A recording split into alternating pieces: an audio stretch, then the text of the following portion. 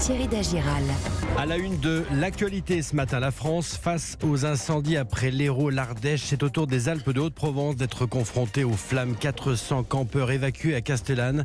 Point complet de la situation en direct dès le début de ce journal. Gazprom ferme progressivement son robinet aux Européens. Les livraisons ont chuté de 20%. Inquiétude des professionnels, notamment des restaurateurs français qui ont souscrit un contrat avec une filiale de la société russe. Nous irons à Lille où l'on craint de devoir fermer les cuisines. Dans ce journal également, la suite de la tournée diplomatique d'Emmanuel Macron en Afrique et puis le football. Le rêve est passé pour les Françaises éliminées en demi-finale de l'Euro par l'Allemagne dans la prochaine demi-heure sur Europe 1. 7h13 à lire dans la presse ce matin. 7h16, retour sur Actu. 1998, le pape Jean-Paul II à Cuba. Et puis à 7h22, les compétitions de l'été. Retour sur la défaite des Bleus hier soir face à l'Allemagne.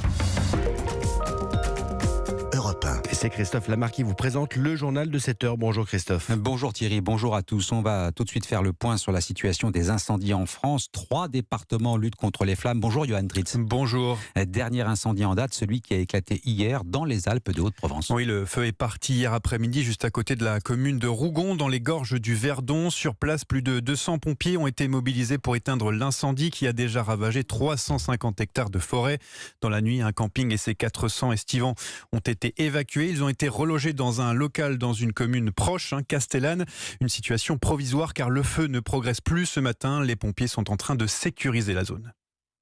Johan, du côté de l'Hérault et de l'Ardèche, l'heure est plutôt à l'optimisme. Oui, près de 1200 hectares de forêt sont quand même partis en fumée. Dans l'Ardèche, autour des communes de Lussas et de Vogoué, 600 pompiers ont été mobilisés toute la nuit. Et ce matin, la situation évolue favorablement, nous a fait parvenir comme information un responsable sur place.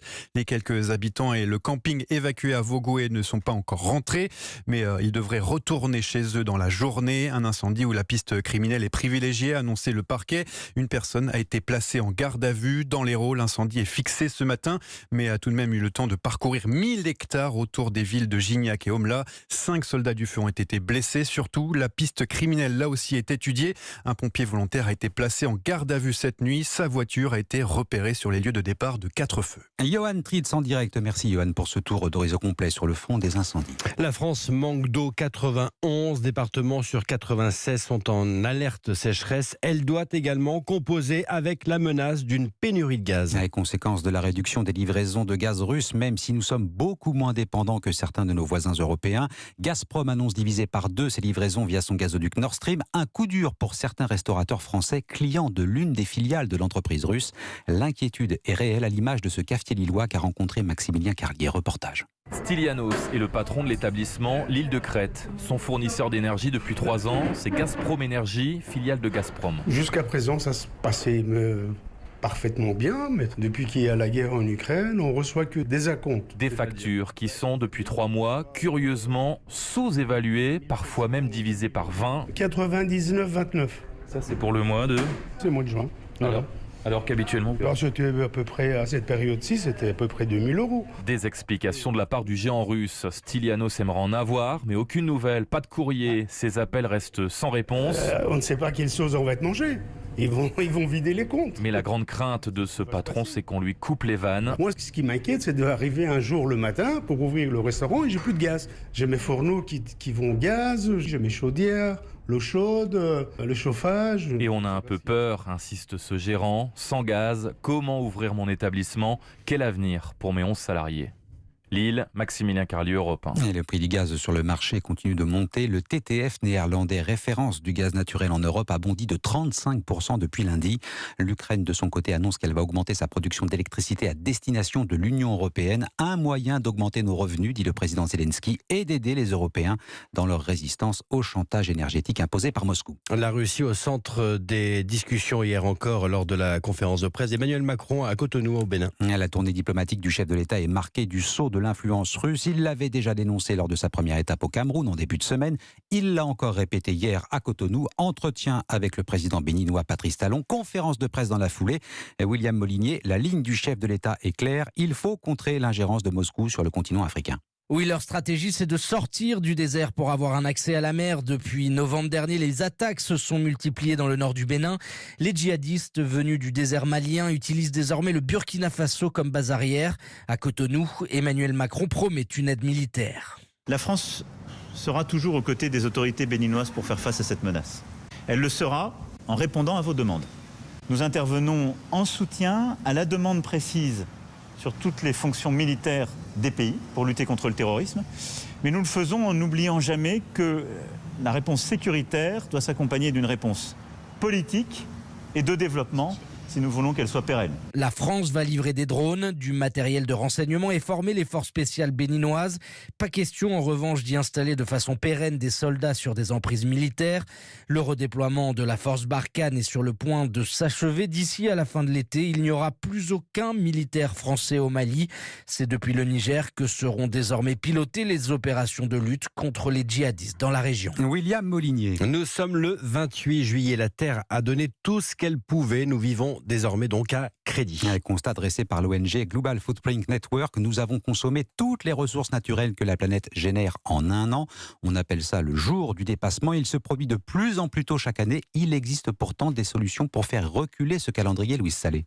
Eh bien, puisque ce jour est calculé sur la quantité d'espace naturel exploité, il faut par exemple consommer moins de viande.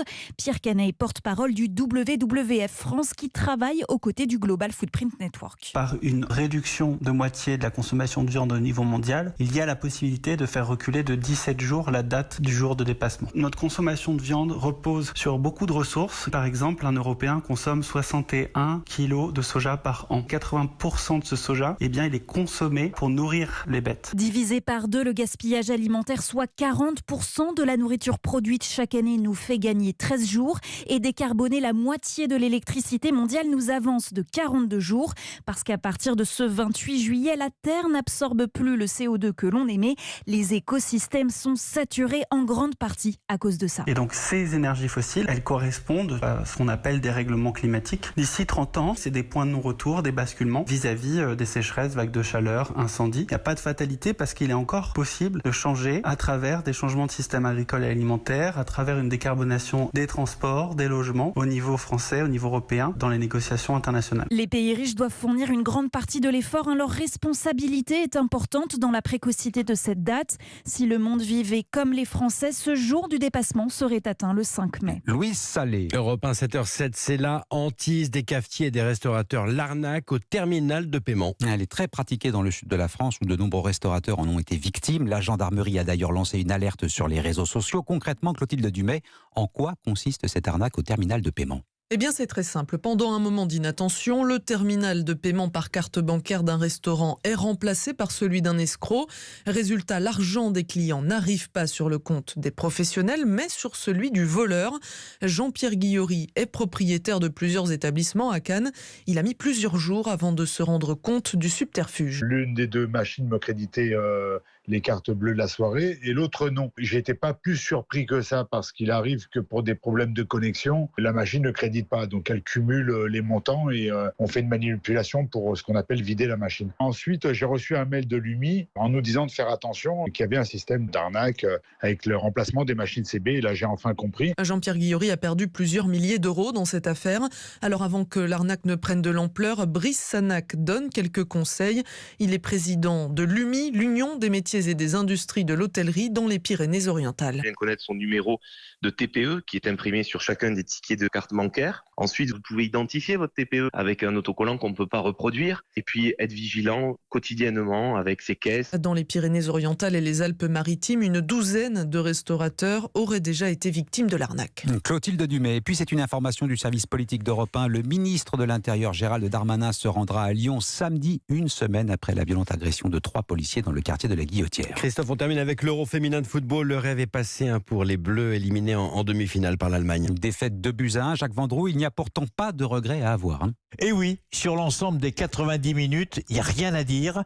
Les Françaises, ont été excellentes hier soir, c'est vrai, mais ils ont été battus par une équipe d'Allemagne beaucoup plus forte physiquement, notamment en deuxième mi-temps. Battues 2-1, donc hier soir, les Françaises ont surtout été victimes de la meilleure attaquante du monde. Elle s'appelle Alexandra Popp, auteure de 2 buts superbes, marqués avec une conviction incroyable. Cette attaquante de Wolfsburg est brillantissime, croyez-moi. 112 sélections et 55 buts marqués en sélection. Et à 31 ans, elle veut réaliser l'un de ses derniers rêves, jouer à Wembley pour la première fois de sa vie. et gagner bien sûr cet euro. Mais bravo de toute façon à l'équipe de France de football. Corinne Diacre a vraiment toutes les chances maintenant de rester la sélectionneuse de cette équipe de France. Jacques Vendroux, l'Allemagne affrontera l'Angleterre, pays organisateur, en finale dimanche à Wembley. Et c'était le journal complet de Christophe Lamar. À tout à l'heure.